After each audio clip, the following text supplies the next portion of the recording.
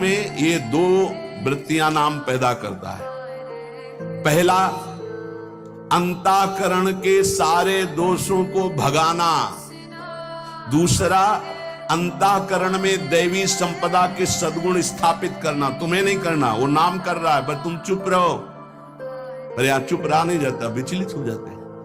जहां असत प्रेरणा हुई तो या तो ऐसी क्रिया कर दी या वो ऐसे दुखी हो गए, हमारे मन में तो ऐसा आता है वैसा।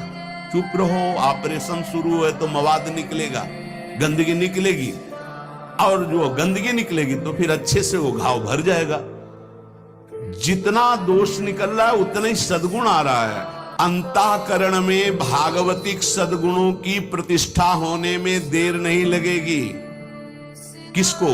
जो नाम जपने के साथ नाम का ध्यान करता है या नाम जपने के साथ रूप का ध्यान करता है। अब उसके हृदय में भगवत स्वरूप, पवित्रता, शांति, संतोष, निर्भयता, निश्चिंतता, समस्त दैवी संपदा प्रकाशित हो गई। अब तो एक एक नाम के साथ उसको स्वाद मिलने लगा और दिव्य स्वरूप भगवान का उसके हृदय में झलकने लगा।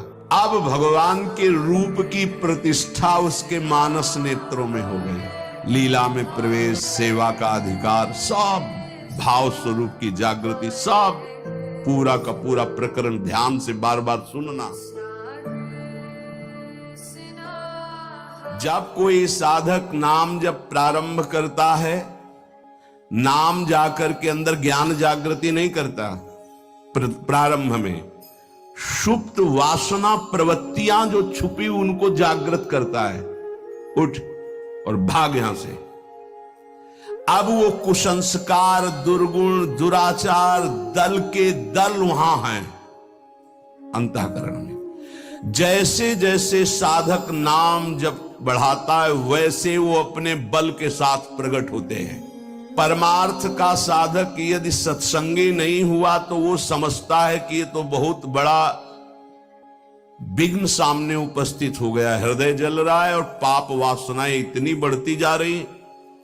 साधक में प्रारंभ में इनका परिचय ना होने के कारण वो पराजित होने लगता है कि अब तो बहुत गंदी बातें आ रही हैं, भजन रोक दो। अतएव साधक घबराए नहीं, इन विकारों के अधीन न हो, नाम जप रूपी परम साधन छोड़े नहीं। बिल्कुल मंगलमयी बात समझ लो, ये बात कई बार हो चुकी है, पर जो लिखा हुआ है उसे सुनोगे तो ज्यादा विश्वास हो सकता है। वैसे लगेगा ये अपने मन से कहते हैं। साधक प्रारंभ में पराजित करने की सामर्थ्य नहीं रखता, अतएव घबरा करके इनका परिचय ना जानने के कारण वो या तो इनके अधीन होकर फिर गलत कार्य करने लगता है या भयभीत होकर साधन नाम जप करना छोड़ देता है। किंतु यदि गुरु कृपा पात्र साधक प्रभु के नाम की वास्तविक महिमा जो सुन चुका है, ऐसा अवसर जब आता है कि हृदय में बड़ी गंदी बातें, बड़ा प्रपंच उदय हो रहा है, तो वो समझने लगता है नाम काम कर रहा है, नाम काम कर रहा है। अब हमारा हृदय खाली हो रहा है, ये वासनाएं निकल रही हैं, समस्त हे गुण, दुर्गुण, दुराचार प्रवृत्तियां नष्ट हो रही हैं।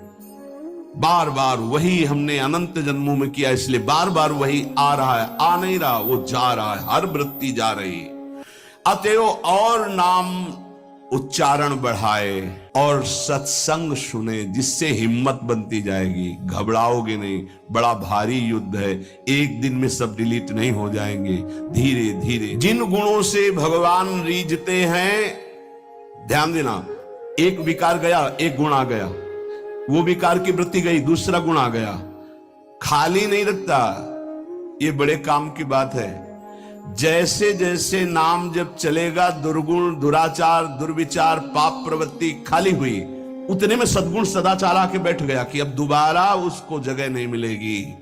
और धीरे धीरे वो पूरे के पूरे दुर्गुण दुराचारों को हटा करके साधक में सद्गुण सदाचार स्थापित कर देता है। नाम, पहला प्रभाव नाम का। साधक को ये बात ध्यान रखनी है कि ये दो वृत्तियां आपके अंदर प्रारंभ में होंगी, दोषापनयन और गुणाधान। दोषापनयन, जो दोष वृत्तियां हैं उनको निकलना और उनकी जगह में सद्गुण सदाचार स्थापित करना। ये नाम करेगा, तुम्हें चुप रहना है। राधा राधा राधा राधा राधा राधा। विचलित नहीं होना कि मन बहुत हमारा परेशान करता है, बहुत विकार आ रहे हैं, अब कैसे रहो। खुशी मनाओ, गंदी बातें निकल रही हैं। पर साधक कैसे खुशी मनावे? वो तो मन में तदात्म है, तो मन में जलन हो रही है और वो निकल रहे हैं तो वो समझ रहा है आ रहे हैं, और फिर वो उनसे या तो द्वेष कर बैठता है या तो राग। द्वेष कर बैठता, क्यों आ रहे हैं, क्यों ऐसा ऐसा, उनकी सत्ता दृढ़ हो रही। और या फिर उसी आचरणों में लग जाता है तो रागात्मक या द्वेषात्मक वृत्ति से वो टिक जाते हैं, खाली नहीं हो पाते। इसीलिए लंबा समय निकल जाता है, कोई लाभ उसको समझ में नहीं आता। साधक में ये दो वृत्तियां नाम पैदा करता है। पहला, अंतःकरण के सारे दोषों को भगाना। दूसरा, अंतःकरण में दैवी संपदा के सद्गुण स्थापित करना। तुम्हें नहीं करना, वो नाम कर रहा है, पर तुम चुप रहो। पर यहां चुप रहा नहीं जाता, विचलित हो जाते हैं। जहां असत प्रेरणा हुई तो या तो ऐसी क्रिया कर दी या वो ऐसे दुखी हो गए, हमारे मन में तो ऐसा आता है वैसा। चुप रहो। ऑपरेशन शुरू है तो मवाद निकलेगा, गंदगी निकलेगी, और जो गंदगी निकलेगी तो फिर अच्छे से वो घाव भर जाएगा। जितना दोष निकल रहा है उतना ही सद्गुण आ रहा है। कितना सुंदर बात है। अगर ये न समझ पाए तो परेशानी पड़ जाएगी। बिल्कुल निश्चिंत रहिए। तुम्हारे अंदर काम, क्रोध, लोभ, जो भी दोष दिखाई दे रहे हैं, आ नहीं रहे, जा रहे हैं, जा रहे हैं। और वो जगह खाली नहीं हो रही, वहां दैवी संपदा भर रही, जिससे भगवान प्रसन्न होते हैं। यदि हम नामोच्चारण के साथ साथ नाम का ध्यान शुरू कर दें तो और जल्दी दिव्य सद्गुण आ जाएंगे। अंतःकरण में भागवतिक सद्गुणों की प्रतिष्ठा होने में देर नहीं लगेगी। किसको? जो नाम जपने के साथ नाम का ध्यान करता है या नाम जपने के साथ रूप का ध्यान करता है। दुर्गुणों, दुराचारों की जो प्रवृत्तियां हैं, बहुत सुंदर सुगम उपाय है उनके निकालने का नाम जप। नाम जप से ही निकलते हैं। सद्गुण सदाचार ये खाली हृदय में आकर बैठने लगते हैं। बहुत बढ़िया प्रक्रिया है, बस समझ लो, कोई प्रश्न नहीं रह जाएगा। जैसे जैसे तुम्हारा भगवत चिंतन अधिक बढ़ेगा तो काम, क्रोध, लोभ, मोह, मद, मत्सर ये पूरा का पूरा अपना प्रभाव दिखा के नष्ट हो जाएंगे। ये पूरे के पूरे नष्ट हो जाएंगे, ऐसा शब्द नहीं आया, प्रभाव दिखा के नष्ट हो जाएंगे।